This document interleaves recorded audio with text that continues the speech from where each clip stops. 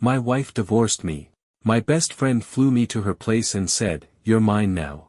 When I first hear those words, it feels less like a title and more like a wound being ripped open. Divorced. That one word alone is a scar, raw, humiliating, a reminder that I wasn't enough. Divorce isn't just losing a partner, it's losing the version of yourself you built around them. It's signing away the life you thought was yours. But the knife cuts deeper with best friend. That betrayal isn't just romantic, it's brotherhood shattered.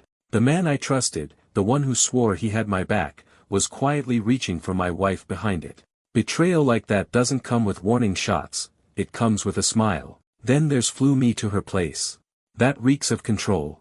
He didn't just take her, he had the money, the power, the arrogance to flaunt it. To fly me there, as if I were some pawn in his little performance.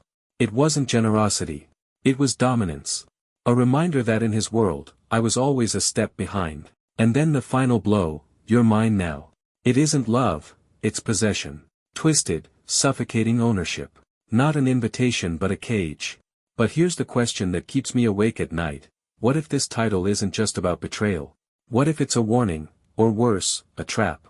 The divorce papers still smelled of her perfume when I signed them. A cruel detail, like she wanted me to breathe her in one last time as she erased me from her life. I pressed the pen down so hard the ink bled through, but no amount of force could drown out the silence that followed. One signature, and I wasn't her husband anymore. I went home and did what any broken man does, I drowned myself. Whiskey, cheap and burning. I sat in the half-light of my living room, her last text glowing on my cracked phone screen, "Don't make this harder than it is." As if I was the one tearing us apart. As if I was the weight she had to cast off to float higher. That's when he showed up. Ethan. My best friend. Or at least, that's what I used to call him. He came in without knocking, all charm and cologne, his Rolex flashing as he poured himself a drink from my cabinet. He told me I needed fresh air, a reset, maybe even an escape. His voice was warm, rehearsed, the kind of voice that sells lies as easily as truth. At first, I was grateful. He was successful, charismatic, the kind of man people listen to. When he said I'd get through this, I almost believed him. Almost. But something was off. He knew too much, details about the fights I hadn't shared, words my wife had spoken that I never repeated. His hand lingered on my shoulder just a second too long. And then the questions, framed as innocent curiosity, but sharp enough to bleed. Did she seem distant, before? Was she still dressing up, for you? Do you think she ever, loved you? Each one was a dagger disguised as sympathy. I tried to laugh it off, to believe he was just trying to help, but doubt crept in, coiling around my throat. The next morning, I found the first crack. His jacket was draped across my chair, and when I went to hang it up, a plane ticket slipped from my pocket. One way. To the same city where my wife had gone, to clear her head. The name on the ticket wasn't mine, it was his. Ethan's. My chest caved. My hands shook. The timeline of my own life started to warp. How long had this been happening? How many nights had they whispered in the dark while I slept believing in loyalty? I shoved the ticket back where I found it, pretending I'd seen nothing. My mind told me to confront him, to scream, to demand answers. But my gut told me to wait, to watch. That night, after another round of drinks, Ethan stepped onto the balcony to take a call. His voice was low, hushed. I only caught fragments through the sliding glass door, but then, when he thought I wasn't listening, I heard it. "You're mine now." The words weren't meant for me, but they echoed through me all the same, each syllable sinking like lead. His tone wasn't tender. It was possessive. Dark. Like he wasn't just claiming her, he was claiming me, too. I froze, glass in hand, staring at his reflection in the window. For the first time, I saw him not as a friend, not even as a thief, but as something worse, an architect. And I was standing inside a house he had been building around me for years. I never thought of myself as extraordinary. I grew up in a middle-class neighborhood where hard work was its own currency and nobody expected to be rich, just stable. My father worked as a mechanic until his hands stiffened from arthritis. My mother taught elementary school. I followed their example, steady, reliable. I got a job in accounting, not glamorous but honest. I liked the order of numbers. They never lied. People did. When I met Claire, she was sunlight in human form. Too bright for me, if I'm being honest. She came from money, old money, the kind that didn't brag but hung like a crown you couldn't ignore. She had the smile of someone who never had to worry if the rent check would clear, who never bought groceries by calculating every cent. And yet, for some reason, she looked at me as if I was the one rare thing she'd been searching for. Our worlds clashed from the start. I wore department store suits. She wore tailored dresses that cost more than my monthly rent. Her friends sipped champagne in penthouses, mine drank beer in garages. At dinners with her family, I caught the subtle sneers when I ordered the cheapest wine. But Claire defended me, told me she didn't care about any of that. For a while, I believed her. For a while, I believed love was enough. Then there was Ethan. My best friend. Or maybe I should call him something else now. He was everything I wasn't, flashy, successful, the life of every room he entered. He drove sports cars, wore watches that gleamed under every light, and laughed like the world belonged to him. Where I was the steady anchor, he was the storm. People gravitated to him, Claire included. I introduced them, a mistake that now feels like destiny written in blood. I remember the night vividly. We were at a mutual friend's rooftop party, lights strung like stars, the city glowing beneath us. I brought Claire over to where Ethan was holding court, a crowd laughing at one of his stories. He spotted me, clapped me on the back, and his eyes slid to her. For a split second, I saw something sharp in his gaze, like hunger dressed up as charm. "Claire, this is Ethan," I said, proud, almost smug, like I was presenting my two worlds to each other.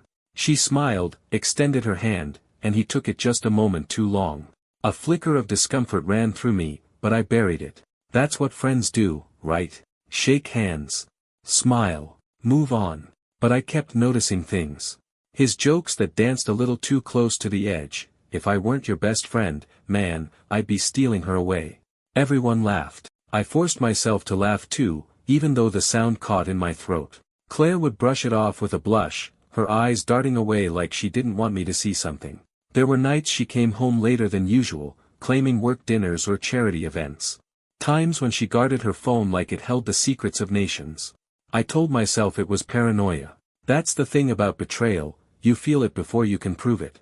A poison spreading under your skin. Still, I stayed loyal. I held on to the belief that marriage meant weathering storms, that doubt was just another enemy to overcome. I kept working, kept loving her, and kept trusting Ethan. Because what else was I supposed to do? Admit that the two people closest to me were weaving a web around my throat? Then came the night everything cracked. I was sorting through some boxes in the study, trying to distract myself from another sleepless evening. The smell of dust and old paper hung heavy in the air. That's when I found it, an envelope slipped between old tax documents. My wife's handwriting on the back. My chest tightened, my pulse pounding as I slid the photo out. It was Claire. And Ethan. They were sitting together at a bar, heads close, her smile brighter than the one she gave me these days. His arm was around the back of her chair, his watch gleaming in the low light, his eyes fixed on her like she was already his. The photo wasn't recent. The edges were worn, the colors a little faded. Which meant this wasn't new. This wasn't after the divorce. This was before. I sat there, staring at it, my breath ragged. My mind split open, replaying every joke, every late night, every glance they thought I didn't notice. I'd been living inside a story written by someone else, blind to the ending they'd already chosen. And for the first time, rage didn't just burn, it calcified. Because this wasn't an accident. This wasn't a weakness. This was a plan. The photo burned in my hand for hours. I kept staring at it, flipping it over, searching for some proof it wasn't real, some caption, some date that would prove my paranoia wrong. But the truth was carved into their faces, into the way her body leaned toward him, into the gleam in his eyes. That wasn't friendship. That was possession. And suddenly, everything about the divorce made sense. Claire hadn't left because we grew apart. She hadn't left because of long hours at work or because she needed space. She left because Ethan had been standing behind me all along, whispering poison into her ear, planting doubts, painting himself as the life she deserved while I was just the man holding her back. The papers. God, the papers. She pushed them across the table so quickly, with that rehearsed pity in her eyes. "It's better this way," she'd said, her voice so calm, as if she'd been practicing in the mirror for weeks. I didn't even fight it. I sound like a fool. Ethan had told me once, half joking, that divorces could drag on forever if you weren't smart. Best to rip the band-aid off, he'd said, handing me another drink. I hadn't realized at the time that he was priming me, conditioning me to give her what she wanted without resistance.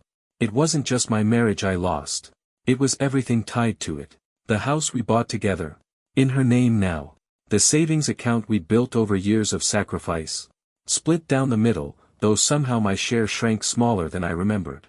Even the car, I drove off in a dented sedan while she glided away in the luxury vehicle Ethan had helped her choose last year. It took me weeks to realize the scale of the theft. My bank statements bled red where hers surged with new deposits. Ethan's fingerprints were everywhere, advising her on investments, convincing her to sell things quickly, shifting assets just before the papers hit the table. I wasn't just divorced. I was gutted. And the nights, they were the worst. I lay in bed staring at the ceiling, chest heaving, heart slamming like a drum. Panic attacks came without warning. One moment I'd be drinking water, the next I'd be on the floor clutching my ribs, certain I was dying. Sleep refused to come. When it did, it carried nightmares, visions of Claire in Ethan's arms, their laughter echoing in the darkness, their shadows moving together in places I once belonged. Rage became my only companion. It burned hotter with every unanswered call, every silence after I begged her to at least tell me why. Then one day she broke the silence, not with closure, not with kindness, but with a single message. He gives me everything you couldn't. I read it once, twice, 20 times. My throat closed. My stomach churned.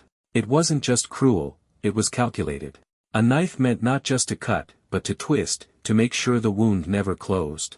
I hurled my phone across the room, glass shattering, pieces scattering like my sanity. For hours I sat there, gripping the bottle, my mind replaying every moment of our marriage. Every smile. Every kiss. Everyone whispered, "I love you." Were they all rehearsals? Lines in a script Ethan had written for her?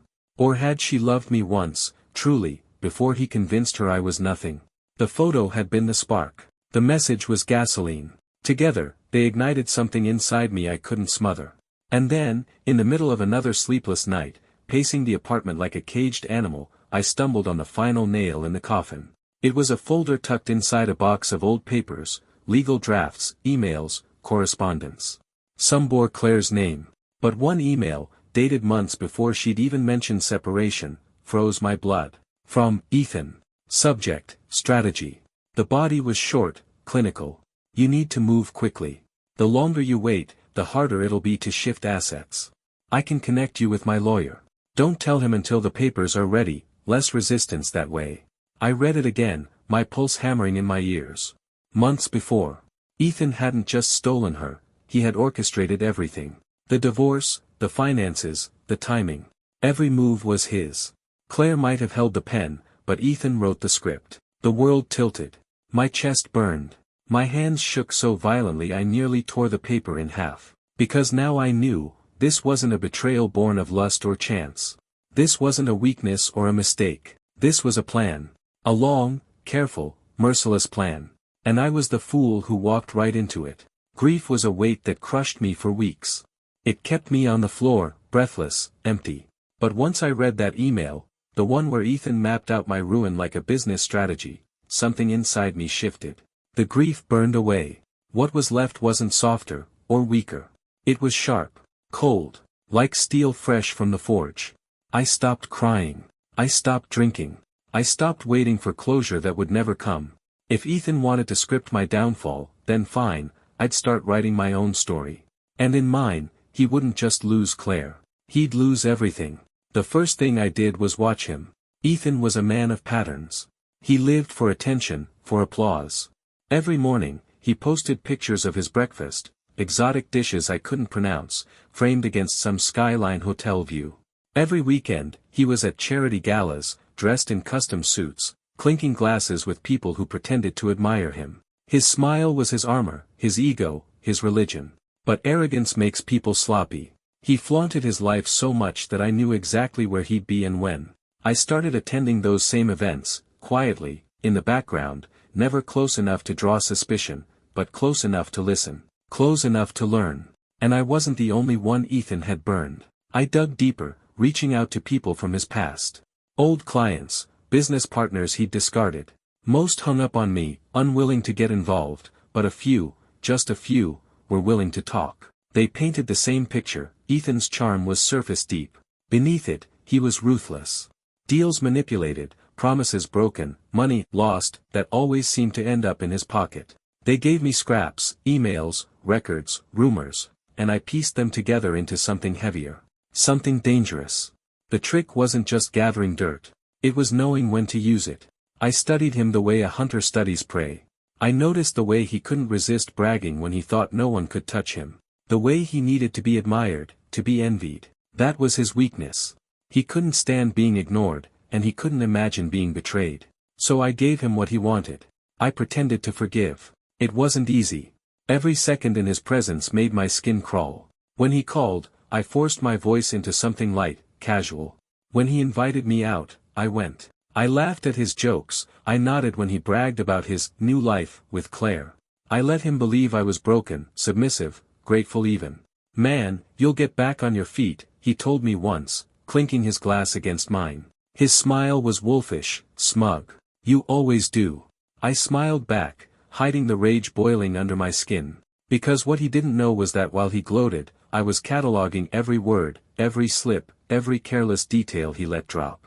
Seeds of revenge take time to grow. I watered mine with patience. I learned the names of his investors, the charities he used as shields, the women he charmed on the side even while parading Claire around like a trophy. I followed the trail of money, found the cracks in his empire, the offshore accounts he thought were untouchable. And then I found the key. It came in the form of a flash drive slipped to me by one of his ex-employees, a man Ethan had discarded after squeezing him dry. "Don't tell him I gave you this," the man muttered, eyes darting like a fugitive. On that drive were emails. Dozens of them. Proof of fraud. Tax evasion. Deals so illegal they could bury him under prison walls. But that wasn't all. There was a video too. Grainy footage, recorded in a hotel room. Ethan, drunk, careless, bragging to someone about how he'd helped Claire through the divorce. How easy it was to manipulate me. How I never saw it coming. My hands shook as I watched. Not from grief this time. Not from panic. But from clarity. I finally had it, the weapon sharp enough to cut him down. And the best part? He still thought I was his broken, loyal friend. He had no idea that while he believed he owned me, I already held the knife at his throat. Revenge isn't fire, it's ice. You don't burn your enemy in one wild blaze. You freeze them slowly, strip by strip, until they can't move, can't breathe, can't even beg. I started small. A humiliation so subtle it could almost be dismissed as coincidence.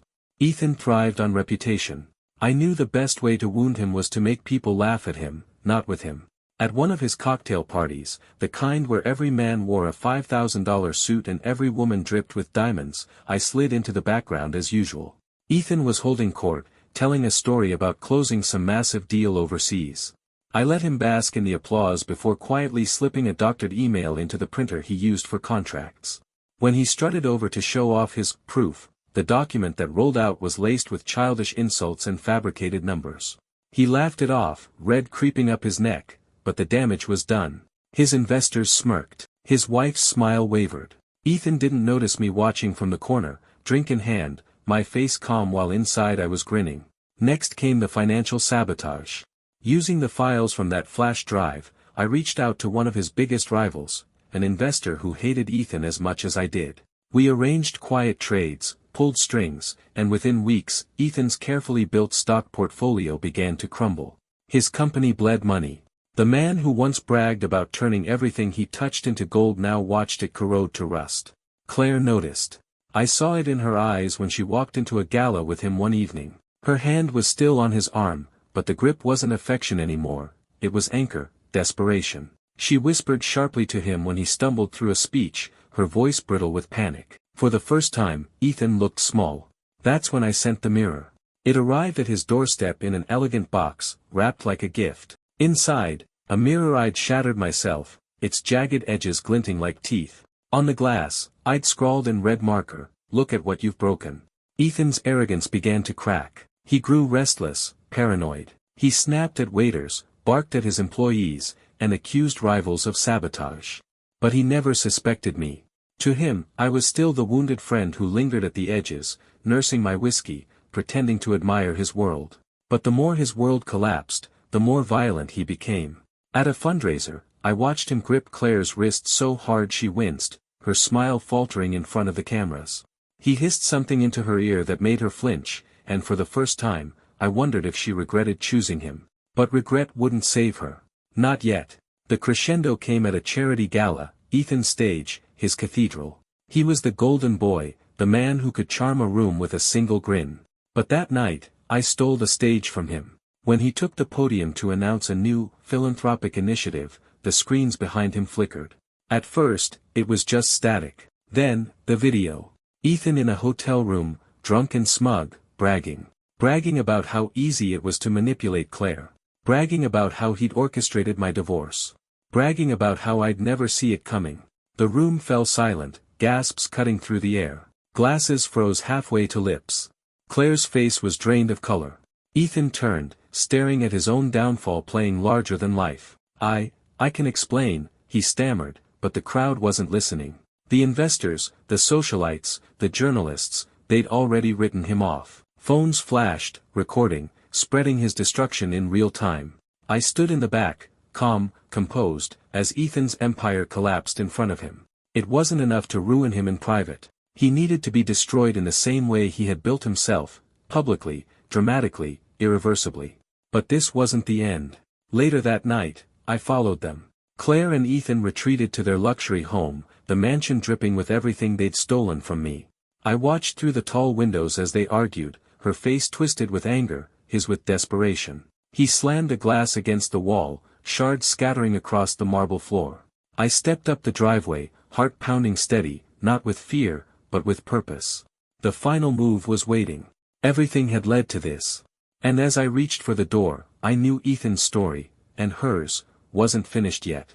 Mine was about to be written in their blood. The night I walked into their home, Ethan was already a shattered man. His empire gone, his mask torn off in front of the world, his pride bleeding out faster than his bank accounts. Claire stood beside him, her perfect image cracked like porcelain. For years she had been the one thing he could flaunt, the trophy that gleamed on his shelf. Now, even she was slipping through his fingers. I didn't need to lift a hand against him. His paranoia had done more damage than I ever could. Deals had collapsed, sponsors pulled out, investors fled. The mirror I'd sent him wasn't just symbolic, it was a prophecy. He was fractured beyond repair.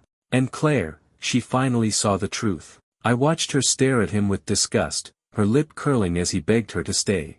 I can fix this, Claire. Don't leave me now. Not when I need you. His voice cracked, pathetic, a shadow of the man who once strutted through rooms like he owned the air people breathed. But she didn't buy it. She tore her diamond necklace from her throat and hurled it at him. You promised me everything, she spat. You're nothing now. Nothing. And just like that, she walked out. No tears. No hesitation. The woman who had abandoned me for his power now abandoned him when it vanished. I could have felt vindicated. I could have laughed. But all I felt was clarity. Because the truth was, I didn't want her back. Not after everything she'd done, not after the cruel words, not after the nights I tore myself apart wondering why I wasn't enough. She wasn't mine anymore. She never really had been. I looked at Ethan, crumbling in his luxury prison, surrounded by riches that meant nothing now. This is what you wanted, isn't it? I said, my voice steady, cold. To take what was mine. To prove you were better. Well, congratulations, Ethan. You've got her. You've got it all. And now look at you. He didn't answer. He just sank to the floor, head in his hands, the sound of his sobs echoing through the hollow palace he called a home. I turned and left. The night air hit me like a baptism. For the first time in months, I could breathe without choking on rage. The scars were there, I'd never deny that. I'd carry the betrayal, the humiliation, the memories of what they stole from me. But scars aren't a weakness. They're proof of survival. I hadn't just destroyed Ethan. I hadn't just watched Claire walk away empty-handed. I had reclaimed something bigger, myself. I wasn't hers. I was never his. But now, I'm finally mine.